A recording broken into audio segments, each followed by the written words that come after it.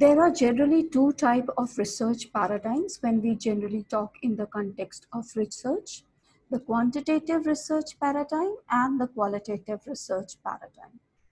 The quantitative research paradigm, which is generally based on the positivist approach, talks of generalization, of uh, deducting on the basis of previously set rules and then come to conclusion.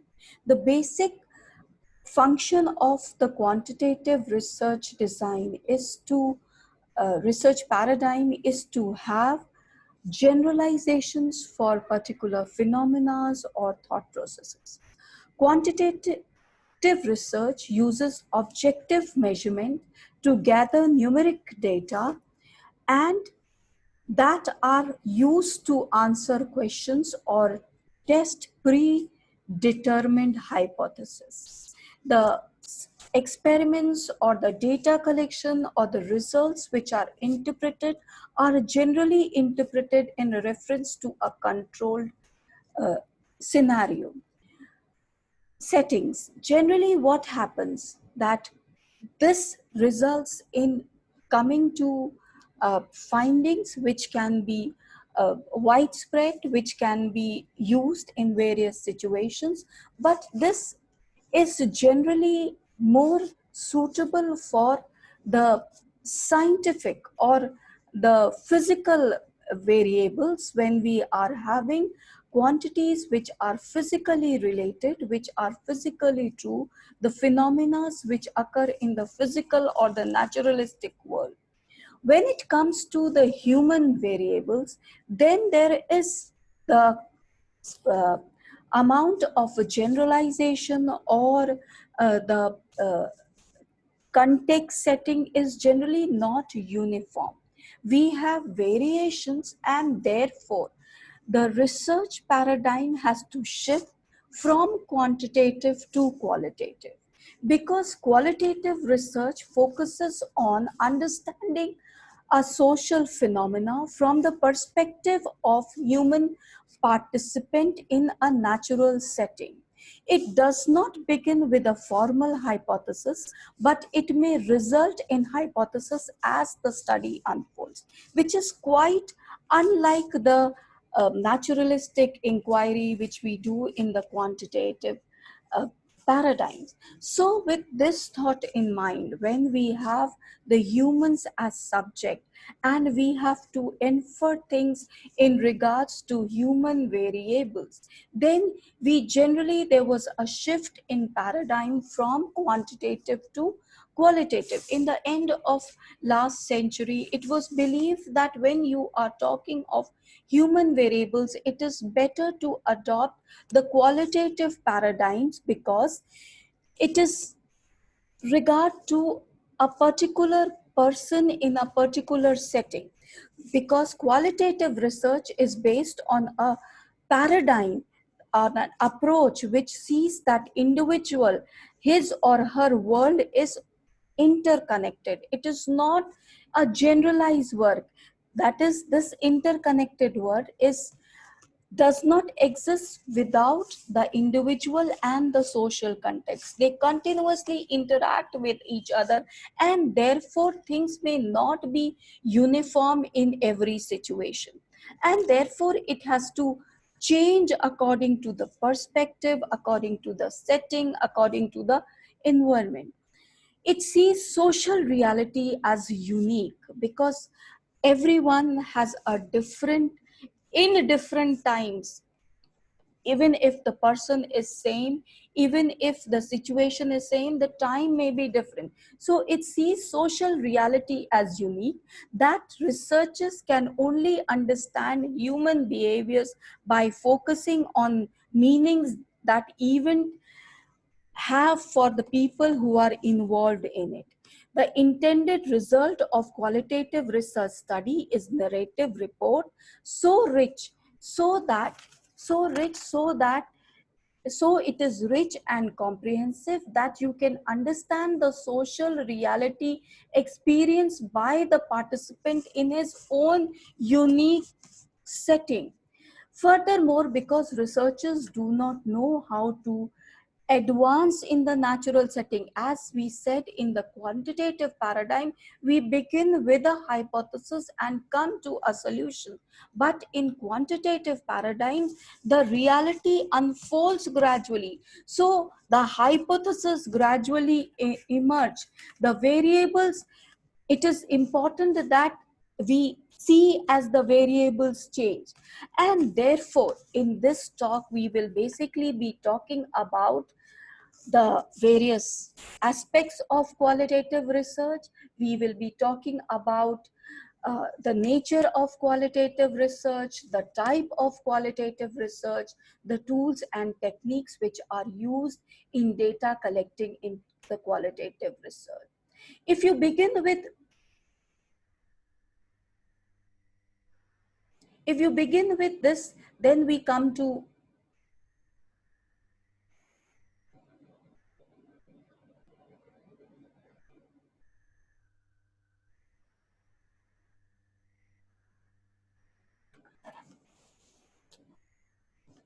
then we come to the basic nature of qualitative research.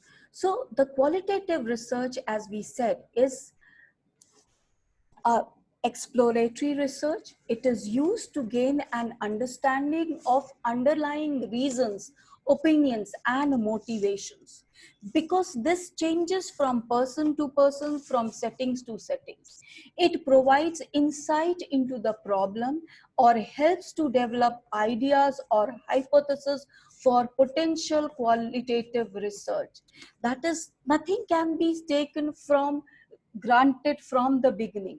We do not have standard hypothesis for a person's situation, for a person's phenomenon.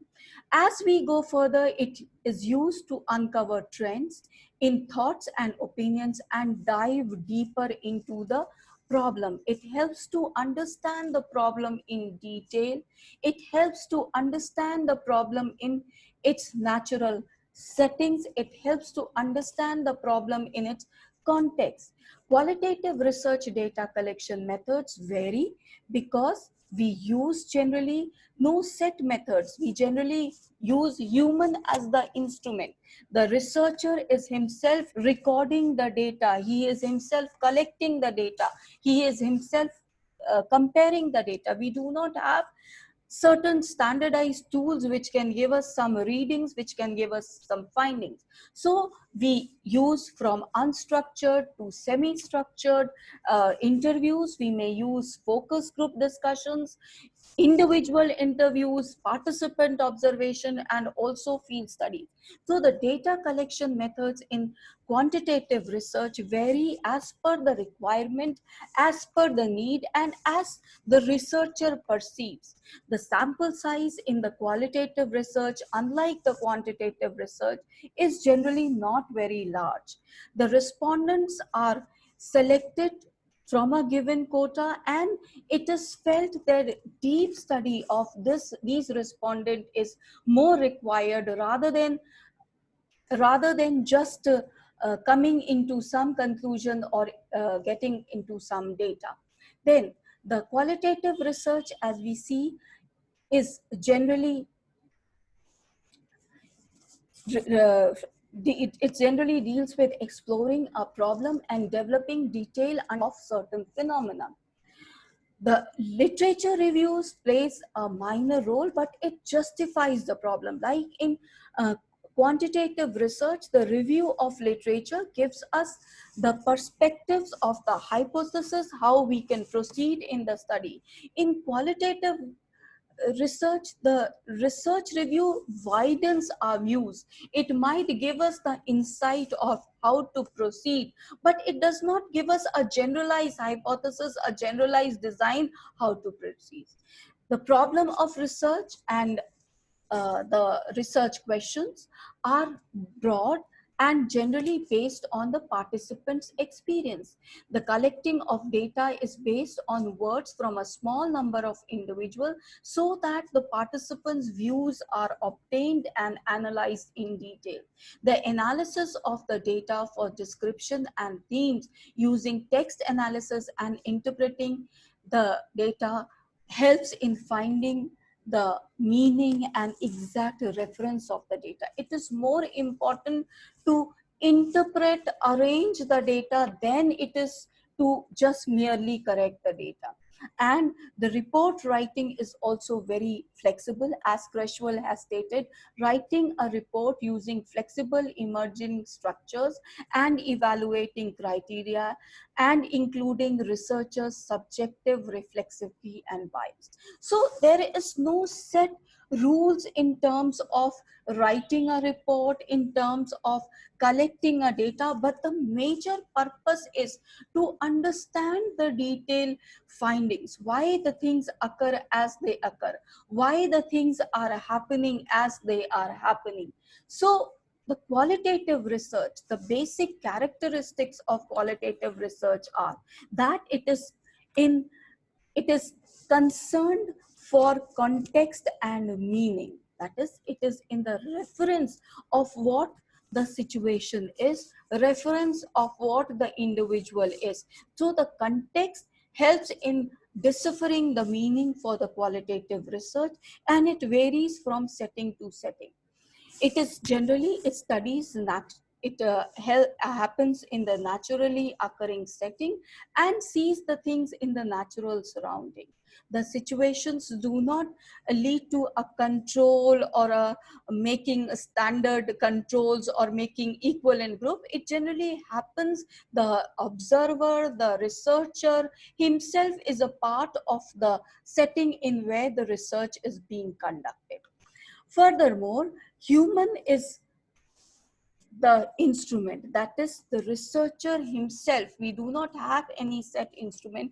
The researcher himself acts as an instrument for collecting the data, for deciding the tools of the data, for deciding the ways of the data, and many times he is the one who is recording the data. So that is why we say that there should be many data recording sources. Otherwise what happens, the researcher records only what he feels may be right. So there may be researchers bias, and therefore many types of data collecting techniques have to be adopted in terms of qualitative research. The data is generally descriptive, so it has to be organized in a very systematic manner, and that requires a lot of experience and hard work on the part of the researcher to organize, to decipher the data and come out with meaningful results from this. The design emerges as we proceed. There we do not, or we cannot decide the design from the beginning that we will proceed in this stepwise manner. We generally design as we go, as we proceed, and as we uh, uh, come out with the findings, as we come out with the information, and then we proceed. And that is why it is basically based on inductive analysis, that as the things emerges, we keep on coming to further solutions, we keep on coming to further ways of deciphering the data. Now, the interesting part of qualitative research is that it is not for generalization. It is for in-depth study. As we have already said, no human behavior can be uh, a standard for any time. We have different times we react differently. The variables react differently. The as we say, a same dress may look nice on someone, it may not look nice on other person. A person may feel comfortable in particular sort of setting, other person may not feel comfortable in that particular sort of setting. Again, same person, today he may feel comfortable, tomorrow he may not feel comfortable. So there are various sorts of variation in human behavior, and deciphering it, in organizing it, and it also varies with the context which you are there. In different social setting, different sort of behaviors are interpreted in different ways. There was a study by Mead that adolescents, girls of Samoa Island react differently than the adolescent girls of US, because the girls of those places had more integration, they were more integrated in family setup, and therefore the uh, the adolescent problems, the problems of puberty, etc., they did not influence those girls as they did to the girls of the US, because in that sense the family, the society, it thought it was a natural process. But what happens to girls in US? They were alienated, they did not feel that they were part of the society, they felt depression because of the new changes which were occurring in the body. So different contextual settings cannot, so you cannot equate the behavior that the depression which is experienced in adolescence is universal for all. It depends from society to society, it depends from setting to setting, and it also depends from family to family. Similarly, it can be taught about the ways how children perceive teaching learning practices. It is different for different studies, it is different from for the first generation learner, for the second generation learner. So these things have to be taken into account while you are talking of generalizations, while you are talking of uh, things which can be interpreted in a particular way. And therefore, generally, it is believed that we must adopt a mixed method of researches when we are doing with human variables, quantitative and qualitative when we want to have the deeper meaning of the things. So if we can say that when we should use the qualitative methods for research, when the variables cannot be quantified. That is generally if we have the uh, ability to quantify variables, we have the various scaling procedure, the nominal, the ordinal, the interval, the ratio. So if we can quantify the variables improperly on the basis of these scales, then we can use the quantitative research. But generally, if we cannot quantify certain behaviors, certain reactions, certain cultural settings, then we have to use the qualitative research for this. Then again, if we feel that certain behavior, if it is measured in a control setting, it will not give the naturalistic results, then again we have to go in for qualitative research. Or in case we have to do in-depth analysis of certain phenomena, certain cultural settings, certain findings, then in case that also we must do only the qualitative research. When the variables are studied over a time, because again I said time situation changes. In the things which were relevant yesterday may not be relevant today, and they might again become relevant today after. So things have to be in relation to the time when we are measuring things. The ways the people think, the techniques, they all change from time to time. Like if you have to study in these COVID times, what techniques we are adopting today may not be generalized in other time. We cannot say that always reaching children by online mode is advisable, but this time in this situation it is advisable. It has its pros and cons, and then we have to see those pros and cons, and therefore it may vary from type of learner who is at the other end. So these things, when we have to study in reference to time situation, in reference to time gap, then it is better to have qualitative research rather than quantitative research. And then when we have to study details of the groups, when we have to study details of the process, when we have to study details of the role adopted by a certain uh, people in a certain society or in certain condition, then in that case also it is advisable to use qualitative research rather than quantitative research. And also, when the basic of our research is to understand, not to generalize the phenomena, in that case also we should use qualitative research. Generally, when we talk of qualitative research, we talk of different type of qualitative research, which can be stated as